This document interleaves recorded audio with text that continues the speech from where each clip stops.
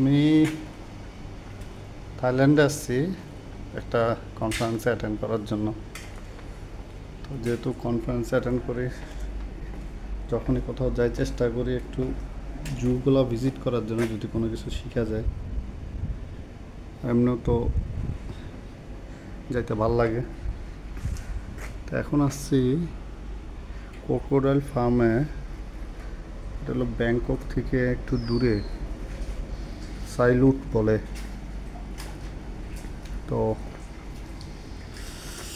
এই যে এখানে ক্রোকোডাইলগুলো দেখা যাইতেছে, এগুলো বাচ্চা ব্রিডিংয়ের জন্য রাখছে।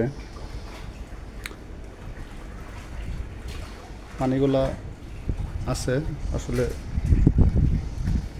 এখানকার যে পানি দেখতেছেন যে হালকা ময়লা আছে, কিন্তু বাস্তবতা হলো যে ওরা মানে একটু ঘোলা পানি পছন্দ করে, একদম পরিষ্কার পানি থেকে একটু ঘোলা পানি পছন্দ করে। সমস্যা হয়ে গেছে যে আমাদের বাংলাদেশে যদি আমরা এরকম পানি রাখি, কমপ্লেন আসে আর কি, যে আমরা পরিষ্কার করি না। আর এই জায়গাটার নামটা হলো সামুদ পাখন ক্রোকোডাইল ফার্ম অ্যান্ড জু। আমি ঢুকছি 300 বাত নিচে। আমার মনে হয় পৃথিবীতে বাংলাদেশের চিড়িয়াখানা সাফারি পার্কগুলার এন্ট্রি ফি সবচেয়ে কম। 300 বাত মানে প্রায় 1050 টাকা। 1050 টাকা। তো এই আর কি, দেখি আমরা একটু সামনে গেলে আস্তে আস্তে করে জানাবো। আমি ঢুকছি মাত্র। যে খাওয়াইলে 30 বাত, টাকা ছাড়া কোনো কথা নেই। আর এই যে এদের এখানকার প্রজাতির একটা গরু রাখছে। সমস্যা হয়েছে কোনো পরিচিতি নেম প্লেট নাই। নেম প্লেট থাকলে আসলে এটা যে কী জিনিস আমি নিজে চিনতেছি না। আচ্ছা, albino Buffalo, yes, albino Buffalo. সম্ভবত ইনব্রিডিং করতে করতে সাদা হয়েছে, কারণ আমার কাছে তো চোখটা লাল লাগতেছে না। আচ্ছা, যাই হোক, হোয়াইট বাফলো বলা যায় অনেকটা, অ্যালবিনো হইতে পারে। আর এই যে অল্প জায়গার মধ্যে রাখছে। আসলে আমি কম্পেয়ার করার চেষ্টা করি চিড়িয়াখানার সাথে, যে কোন জায়গায় আসলে আমাদের গ্যাপগুলো আছে, কোন জায়গায় আসলে আমরা চাইলে কাজ করতে পারি। প্রবলেম হয়েছে এখানে কিন্তু দেখেন আজকে এটা কিন্তু খুব পপুলার একটা জায়গা, কিন্তু দেখেন মানুষজন কত কম। সম্ভবত শুক্রবারের সময় একটু রাশ হয়। আর আমাদের এখানে প্রতিদিন 2000, 1800, 2200 এরকম লোক ঢুকে। জায়গাটাও ছোট। তো এরকম একটা বাউন্ডারির মধ্যে যদি আমি রাখি, আসলে আমার মনে হয় না পাবলিক এটারে কিছু রাখবে। টপকায় ঢুকি সেলফি তুলে আসবে, একদম কনফার্ম। আর ওদেরকে যেভাবে রাখছি, আমি যদি 2টা মহিষ রাখতাম, আমার তো গালি দিয়ে কিছু রাখতো না চিড়িয়াখানার। যারা গরু পালি 70 টাকা নেয়। থাইল্যান্ডে আসলে যে মহিষ দেখলে 1050 টাকা নেয়, ঘোড়া দেখলে 1050 টাকা নেয়। এই যে একটা ঘোড়া, হর্স। আর আমাদের ঘোড়াগুলো অবশ্য একটু বয়স্কই, মানে সব ম্যাক্সিমামগুলো অবশ্য আমাদের ঘোড়াগুলা চিড়িয়াখানা আসছে আসলে এটা দান করা অথবা বিভিন্ন জায়গায় ছাড়ি দেওয়া হয়েছে। মালিক নাই, একসময় অথবা এটা সার্ভিস দিছে রাইডিং হিসাবে। তো আমাদেরগুলো একটু স্বাস্থ্য একটু খারাপ থাকে। আমাদের এখানে আসলে আসছেই হলো যে একটু দেখার জন্য, ডাকছে, চলে আসছে। এই যে জায়গা ছোট, এটা হলো যে মিনিয়াচুর পিগ। মাশাআল্লাহ, পিগ আছে। স্বাভাবিক পিগের ঘরে একটু গন্ধ বেশি। বাসি গাছও বাংলাদেশে নাই, এতটুকু জায়গার মধ্যে রাখলে কোলে করে নিয়ে চলে যেত। আর এখানে গতকালকের থেকে এখন পর্যন্ত লুডুস খাই আসছি, হালাল খাবার পাইতেছি না, মাছ পর্যন্ত কম। যেখানে যায় সেখানে ডাইনেও শুকুরের মাংস, বায়ু শুকুরের মাংস। আজকে অবশ্য এখনও খাই নাই, এক জায়গায় খুঁজছি, কিছু পাই নাই, দেখি কিছু পাওয়া যায় নাকি। দ্য বেস্ট গিল পক ইন থাইল্যান্ড। অবাগা যেখানে যায় নদী শুকায় যায়। আচ্ছা, there's old crocodile.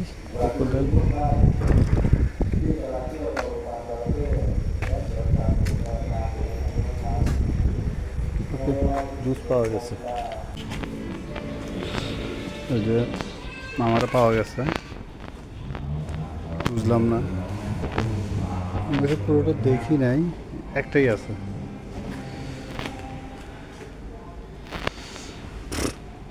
Yes, sound পরিচিত না মামা? হ্যাঁ,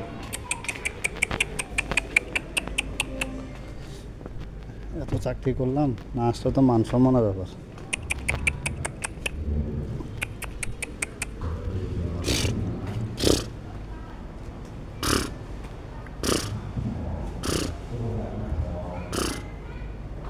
এটাকে স্নিফিং সাউন্ড বলে, এই জন্য সে তাকাইতেছে। পরিচিত না, এর জন্য আসবে না মনে হয়।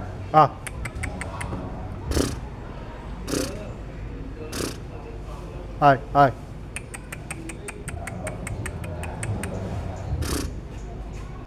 আয়। ইয়েস মামা, তুমি থাইল্যান্ডে দেখাই দিছো যে শুভভাবে জিতছে। না না না, এই যে দেখেন, যে তার সাউন্ড করা হয়েছে, স্নিপিং সাউন্ড বলে, সে আসি গলা ঘষি গেল। আরে বাবা, তুমি তো দেখাই দিছো মামা। হ্যাঁ,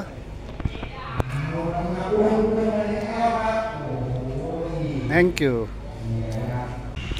এই জায়গায় আসলাম, এটা হলো ক্রোকোডাইল শো।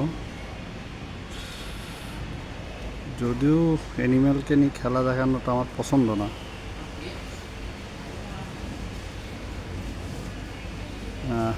দেখতেও চাইনি, কিন্তু ফ্রি মনে হয়, টাকা টাকা নিশ্চিত আসতাম না। এই যে এই জায়গায় যেহেতু ক্রোকোডাইল শো হবে, পানিটা পরিষ্কার রাখছে যাতে ক্রোকোডাইলগুলোকে সবসময় দেখা যায়। আর এটা বড় একটা আকর্ষণ পাবলিকের। দেখি, চেষ্টা করবো আপনাদের জন্য কিছুটা ভিডিও করার জন্য।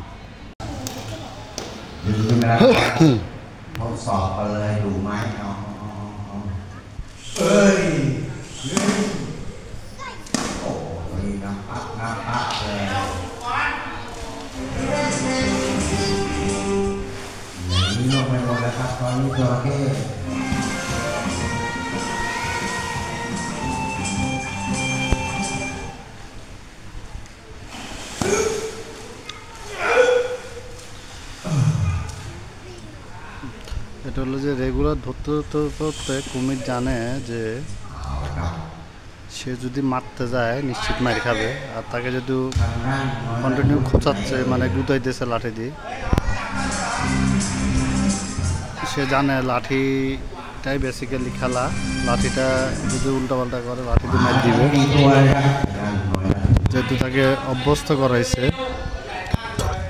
এখানে সবগুলা ভাগছে, কোনায় গেছে, সুতরাং এখানে একটাও ট্যাম না, অথবা একটাও খুব খুশি মনে যে করতেছে তাও না। ট্যাম থাকলে অবশ্যই ডাক দেওয়ার সাথে সাথে কাছে চলে আসতো। যেমন এটাকে ধরে নিয়ে আসছে, এটা এখন আবার পানিতে চলে যাইতেছে। আর যেহেতু আপনি যখন কুমিরকে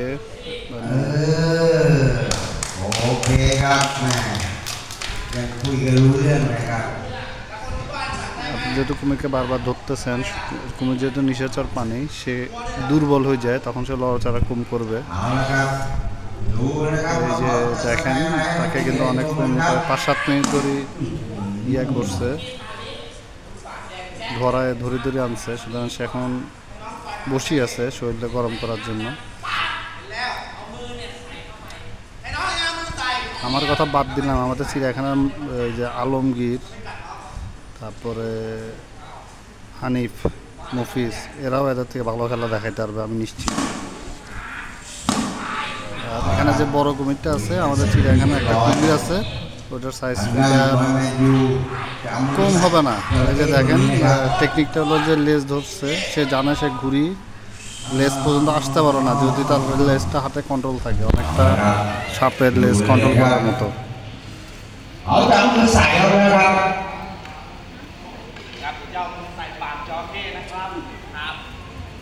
এটাই মনে হয় স্পেশাল, সে যদি হাত ঢুকায় আর যদি কামড় না দেয়, পিছনে যে লেজ ধরি আছে সে মনে করেন যে সে যদি সামনের দিকে টান তার দিয়ে যাইতে না, সাথে সাথে সে পিছন থেকে টান দিবে। Yes, this is special. কিন্তু যেহেতু শুরু করছিল দোয়া দূরের পরে শুরু করছিল, বাঁচে গেছে।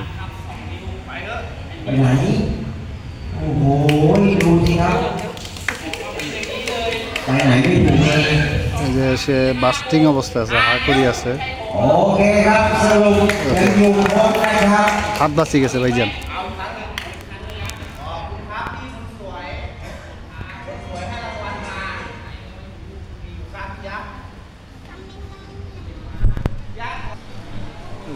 বকশিস দিতেছে। আর কুমিরগুলো কিন্তু রেগুলার সবসময় থাকে, তাদের সাথে থাকতে হবে। যেমন ধরনের যে কুমিরের বাড়ি মারার কারণে কিন্তু নিচের জাম্পে এই যে ব্লিডিং হচ্ছে, আপনি দেখেন দাঁতের বাড়িতে।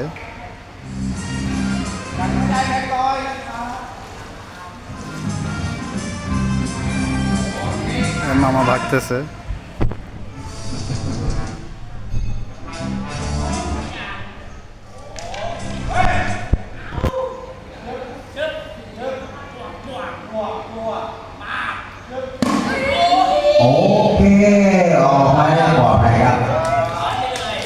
এবারও বাঁচে গেছে।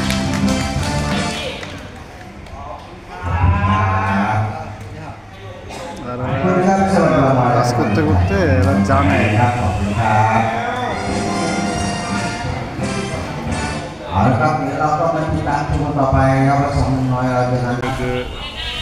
এখানে খেলা চলতেছে, আমি চলে যাচ্ছি, আর ভালো লাগতেছে না। এটা আর একটা পোর্শন, এখানে একটু মাঝারি সাইজের কুমির আছে, বড় সাইজের আছে, আলাদা আলাদা করা।